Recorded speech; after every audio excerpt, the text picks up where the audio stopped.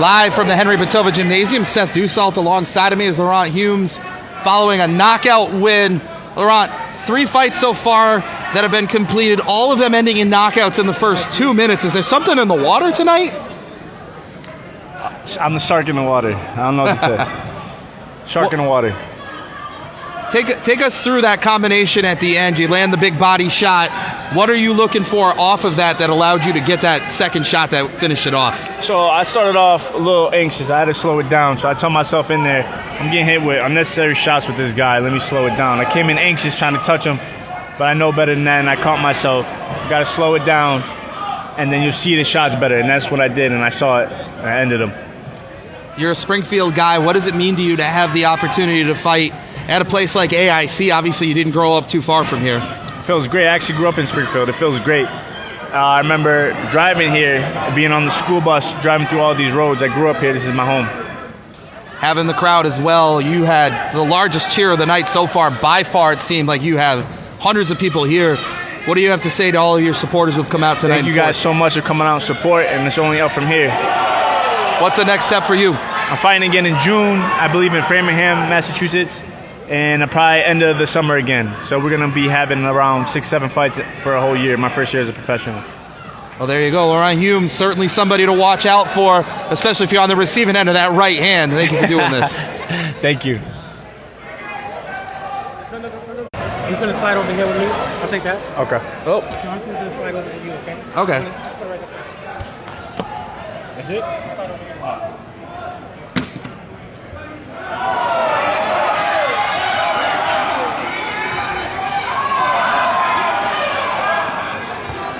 What do we got going now?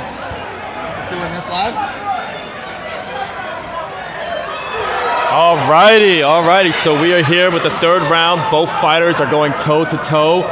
Both jabs are connecting. They can definitely feel it. You can definitely tell that they're getting tired. The adrenaline is definitely rushing right now. They both need to find a way to just get in the pound. And there's the third bout right there. Yeah, John, it's been a heck of a bout, and Basler's taken a couple more hits than Whitley has. I think Whitley's had the upper hand in this, and it'll be interesting to see how Basler approaches the fourth round of I believe it's a 5-round bout, but I think he's lost the first 3, and I know he knows that. We'll see if he gets aggressive, because at this point it seems to me like the only way he's winning is if he scores a knockout. He's got to figure out a way to get behind Whitley's defenses. He definitely does. You can tell Whitley has that stance where he's trying to get that low middle ground with the lower body shots connecting. What Seth Basler has to do is try to avoid that. He's got to try to get on his level too, because the way you get lower, you have an advantage to try and get those body shots. But the way Basler also has to do, he has to keep his gloves up, has to try to stay out of the corner, because Basler is getting defeated in the corner a lot. Yeah, it seems like Whitley's a little more agile the way he's moving around. It may just be the game plan, what he wants to do, but it's working so far. Basler's going to have to adjust to that, and at this point, it's 3 rounds deep. You've seen what your opponent's going to do. There's no surprises at this point. So now it's just finding a way to execute your game plan and get that big punch in. Exactly. He's got to try, like what you just said, Seth. He's got to try to change the way that he fights his techniques, because the way that Whitley has been seeing the last 4 rounds, he already knows, all right, I got to do this to beat you, but now he's got to definitely change it up and show that he's got a different fighting skill in him. And they've gotten tight on they both have done this. They've gotten tight on each other quite a bit. So, clearly part of the game plan to try to get that inside body position and use it to turn it into those opportunities to land a hit, whether it's on the body or up high. It's just been more effective for Whitley. Definitely.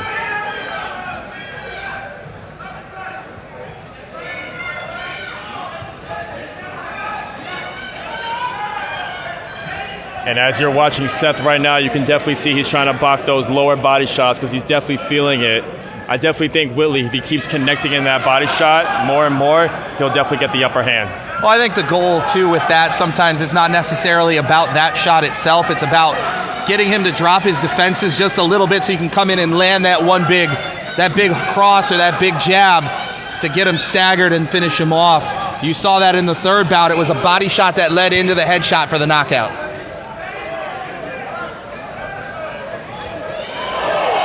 And he's got that one shot connected, right jab, left jab. There it is. They're feeling it now. Let's see.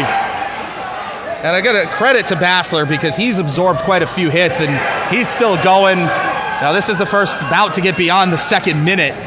Credit to him for just having the wherewithal, the guts, and the courage to stand in and take a pounding and keep going. Definitely. You have the first 3 bout fights with a 1-round KO. This one's going to the 5th round. And this is the longest fight we've seen, so I definitely got to give credit to both fighters taking it in there. You can tell Basler's tired, even though he's taking shots, and he doesn't seem as quick as a result, and I think it's really only a matter of time. Right now, they're both are just towing at each other right now, trying to land a perfect shot.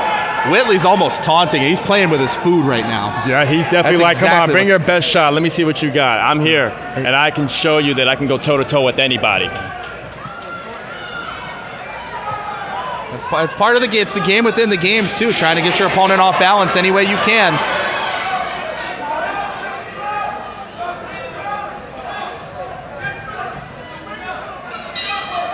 The bell again.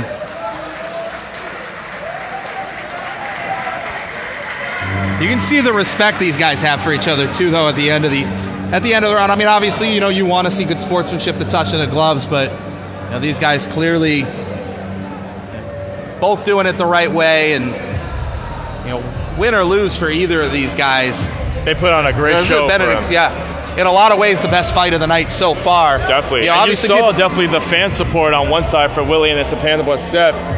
Both sides had an even amount of support, so it's definitely a lot of support for both those fighters, and definitely one for the 8. And absolutely, and with Whitley being local from Springfield, right here, grew up in the shadows of AIC, but Basler coming in from Illinois has brought a good crowd with him too, and you love to see it. You love to see that kind of an environment, and hopefully this 5th and final round we can see the big one now. As both of these fighters are going to be going for it. So I believe that was the final round. Was that the 4th and final? So that was the final round. Boxers are actually taking their gloves off in each corner. So we're actually going to see what the judges and the ring announcer have decided for this bout. To me, it's pretty clear that Roland Whitley won all 4 rounds. The way I'm scoring it over here, if I'm a judge, it's 40-36. That's not particularly close. It's not to say anything bad about Basler, who was valiant out there. Like I said, he didn't land as many shots as he took. And it didn't look like, definitely didn't look like it was his night either. As you saw him in the early rounds, he was going out there, giving all he's got. And then as the later rounds came, he was getting tired. You could definitely tell that he didn't have all the energy, and he was basically just running on adrenaline right now. So it'd be interesting to see what these judges scored this bout. Yeah, I'm curious to see what the actual scorecard is as the 2 fighters are talking right now. And again, that's good to see that kind of a relationship, but clearly Whitley's the winner. All righty, so let's see what the ring announcer announces for this decision.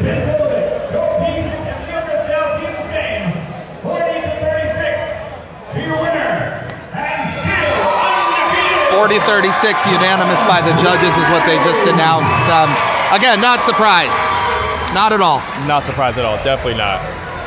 And again, credit to Seth Basler. Great fight, great showing. Just couldn't quite get in on Whitley to land that one big one that he needed to win that fight. Whitley never landed any huge ones other than the one hard shot in the second, but he just a better fight overall from him, a better combination of moves, and better defenses too. I definitely totally agree on that.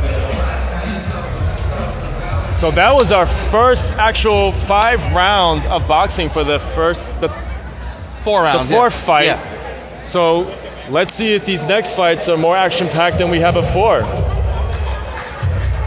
We'll certainly we'll see what. We're going to take a quick break here. We'll bring our victorious boxer, Roland Whitley, when we come back.